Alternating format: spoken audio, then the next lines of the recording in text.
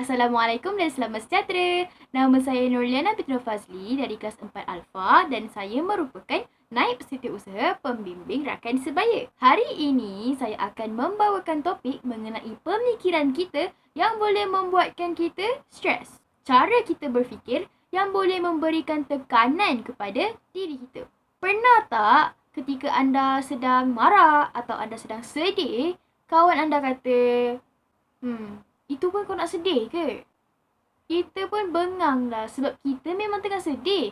Kita cerita dekat kawan kita tapi dia cakap macam tu pula. Mesti semua pernah mengalami perasaan ini kan? Atau pernah tak mengalami situasi yang seperti ini pula? Aku kecil hatilah dengan cikgu tu. Asyik nak marah aku je. Mesti cikgu tak suka aku. Kawan kita pula cakap, alam kau ni lebih lah. Cikgu cuma tanya kau mana tu kasut nombor 4 tu kau tak siapkan ke? Yang kau nak fikir macam-macam kenapa? Nampak tak kawan-kawan? Apa yang kita fikir, kita rasa akan memberikan pengaruh kepada emosi kita. Kalau kita fikir kita dianiaya, jadi kita akan rasa sedih. Kalau kita fikir kita telah dihargai, kita akan rasa gembira. Kalau tiap-tiap hari kita fikir itu ini yang boleh membuatkan kita sedih, maka hari-harilah kita sedih. Oleh itu, macam mana kita nak tahu cara pemikiran kita ni okey ke tak okey? Kita tak nak lah kan hidup kita ni asyik sedih je, nak marah-marah dengan orang. Lepas tu, asyik sentap je dengan orang. Kita nak jadi orang yang gembira dan boleh menggembirakan orang lain. Jom kita tanya Cikgu Haiza, bagaimana pemikiran yang boleh membawa kita ke arah stres, kebimbangan dan kemurungan. Terima kasih Yana kerana membawakan topik itu pada hari ini. Okey, anak-anak murid semua. Assalamualaikum dan selamat sejahtera. Hari ini cikgu akan membawakan topik mengenai stres dan bagaimana anda berfikir yang menyebabkan anda stres ya. Ada 5 ciri pemikiran yang membuatkan kita stres. Biasanya apabila cikgu buat sesi kaunseling ya, ini adalah antara ciri-ciri yang menyebabkan murid-murid itu merasakan stres dan dia tidak merasakan bahawa dia bersalah. Ini kerana andaian-andaian yang terdapat pada pemikirannya itu baginya ialah perkara yang betul dan benar ya. Okey, antara ciri-cirinya adalah yang pertama, berfikiran hitam putih. Kedua, mengeneralisasi berlebih-lebihan. Ketiga, fokus negatif. Keempat, terlalu cepat mengambil keputusan. Kelima, pernyataan semestinya, sepatutnya. Okay? Jadi, it is about changing the way we think about things. We can't control the situation we are in, but we can control the way we respond to it. Jadi hari ini, cikgu nak bimbing ya kepada murid-murid semua bagaimana cara kita nak mengubah. Ya, kita boleh ubah bagaimana cara kita berfikir. Kalau kita rasa stres, kita rasa sedih, sebab apa? Sebab dalam fikiran kita ni ada perkara-perkara yang bermain-main, yang berlega-lega ya kat minda kita, ayat-ayat yang menyebabkan kita rasa sedih. Jadi kita ubah setting di pemikiran kita ini ayat-ayat yang menggembirakan supaya emosi kita akan menjadi tenang. Kita akan menggunakan teknik 3 jalur di mana pemikiran yang kita fikir yang membuatkan kita stres, yang membuatkan kita marah hingga kita rasa stres, yang membuatkan kita sedih berpanjangan sehingga kita boleh kemurungan, kita akan latih supaya pemikiran ini tidak membinasakan emosi kita dan tidak membinasakan tingkah laku kita menjadi lebih pasif dan boleh mengakibatkan kita menjadi kemurungan. Perkara yang paling kita nak elakkan ya. Okey. Yang pertama, berfikir hitam putih. Menetapkan batasan pemikiran tanpa nilai toleransi. Tiada nilai timbang rasa dan tiada nilai untuk memudahkan sesuatu. Contohnya, telah melabel seseorang dengan andaian anda sendiri. Maka tiada kompromi untuk ubah andaian tersebut. Contohnya, okey, katakanlah ya, anda dah labelkanlah Ali ni ya, Ali ni pemalas. Jadi bila tiba-tiba anda kena dapat jadi satu ahli kumpulan dengan dia berdua buat tugasan, anda terus rasa stres ya. Anda kata kat diri anda sendiri, aduh stresnya sebab anda dah membayangkan 100% anda yang buat kerja. 100% anda lah yang kena habiskan projek itu bersendirian. Jadi anda stres sebelum anda memulakan kerja. Anda stres sebelum anda buat aktiviti bersama dengan ahli. Okey. Tapi sekiranya ahli itu anda gambarkan kepada kata-kata yang positif pada diri anda. Channelkan dia, tukarkan dia ya. Anda kata, okey, kerja dengan ahli, lagi banyak aku buat kerja, lagi banyak ilmu yang aku dapat. Aku akan minta ahli buat benda-benda yang senang. Aku buat yang susah. Ataupun anda fikir, lagi banyak ilmu yang aku dapat, lagi banyak pahala yang aku dapat. Aku dapat tolong orang, aku dapat faham dan aku dapat bantu dia pula. Anda nampak tak? Bila anda sendiri yang setting ayat-ayat yang positif pada diri anda, maka mood anda yang marah, yang sakit hati, yang rasa kecewa tadi ya, anda switchkan dia kepada ayat-ayat yang positif, dia sebenarnya memujuk emosi anda juga untuk menjadi positif. Dia akan mengatakan bahawa mood anda akan terus merasakan bahawa anda akan bertenang sebab anda melakukan sesuatu kebaikan kepada diri anda dan juga kepada kawan anda. Yang kedua, mengeneralisasi secara berlebih-lebihan.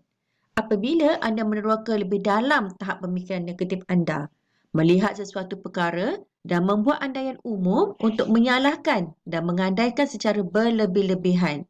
Contohnya, alamak aku lembab lah, aku ni memang lembab, selalu hantar lewat tugasan. Padahal anda hanya hantar lewat 2 kali baru daripada 10 kali tugasan. Tapi kritik diri anda tu dah terlalu tinggi. Anda dah rasakan macam anda ni anak murid yang sangat teruk di mata cikgu anda. Padahal cikgu anda tak cakap macam itu pun. Ya? Jadi anda rasa sedih, anda rasa macam bersalah.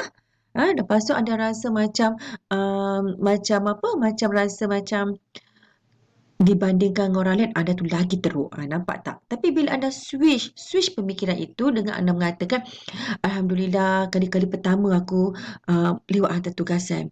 Baru kali kedua aku lewat hantar tugasan. Aku tak akan buat lagi. Nampak tak? Anda berazam tak nak buat lagi dan anda tidak menyalahkan diri anda 100%. Anda masih lagi berfikir yang positif kepada diri anda yang menyebabkan anda boleh switch daripada perasaan kritik diri yang tinggi menjadi bertenang. Okey, yang ketiga, fokus negatif. Anda pilih satu bahagian yang negatif dan fikir je secara khusus dan mendalam. Hingga kan bahagian yang positif dilupakan. Contohnya anda dah buat satu kerja portfolio contohnya. Okey, ada 10 orang ni. 10 orang ni puji. Cantiknya. Berinformasinya. Kreatifnya. Tak adalah aku nak buat macam kau ni. Ya, aku punya. Tengok semua orang bagi anda semua yang positif-positif. Tapi adalah seorang Minah ni kata, buat macam ni, engkau ni meniru orang ke?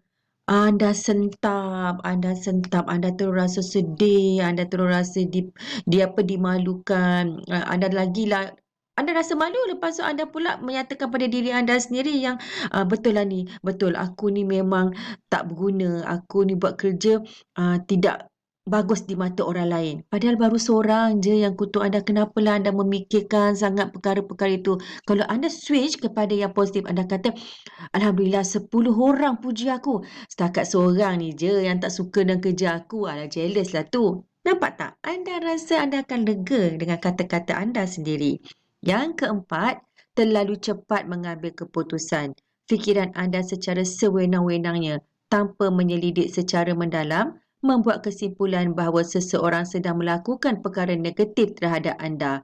Ini dengan mudah meramalkan sesuatu perkara buruk akan berlaku.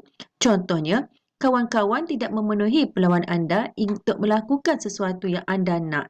Anda ajak dia orang, okay, jom kita buka cerita malam ni, kita buka Google Meet sama-sama kita berborak. Semua orang bagi alasan. Anda pun macam frust. Anda kata, aku ni membosankan ke? Nampak tak? Anda macam dah krik-krik pada diri anda sendiri. Tapi kalau anda switch kata-kata itu mengatakan, okey, diorang ni semua sibuk. Aku dah salah pilih masa. Tak apalah, lain kali lah nanti aku akan jemput diorang lagi. Nampak tak? Jadi anda sendiri yang boleh switch perasaan anda daripada sedih, rasa macam dipalau orang lain tu menjadi sesuatu yang mententeramkan diri anda.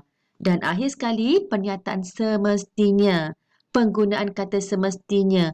perlu dengan harapan sesuatu menjadi seperti yang anda harapkan, boleh mengakibatkan putus asa dan kecewa. Contohnya anda rasa anda patut dilayan lebih baik sebab asyik aku je yang kena buat kerja kat rumah ni. Contohnya macam tu kan.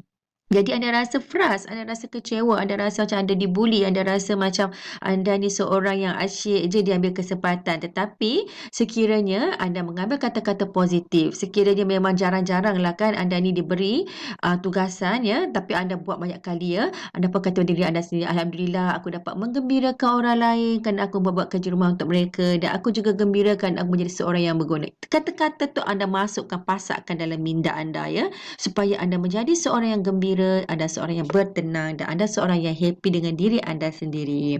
Ingat ya, if you don't occupy your mind with good things, you will find bad things to occupy your mind. Jadi sentiasa pasakkan dalam minda kita perkara-perkara yang positif. Jangan sedih lama-lama. Bila kita rasa kita sedih saja lama-lama, kita terus masukkan perkara-perkara yang positif dalam minda kita supaya kita menjadi positif, emosi positif, tindakan laku positif dan kita akan menggembirakan juga diri kita sendiri dan menggembirakan orang lain. Ingat ya semua. Sekian, terima kasih.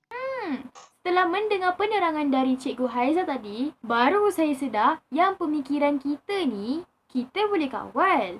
Kita yang pilih nak berfikir secara positif atau negatif. Kita yang pilih nak gembira dengan pemikiran yang positif atau nak tukar pemikiran negatif tu kepada ayat-ayat yang positif.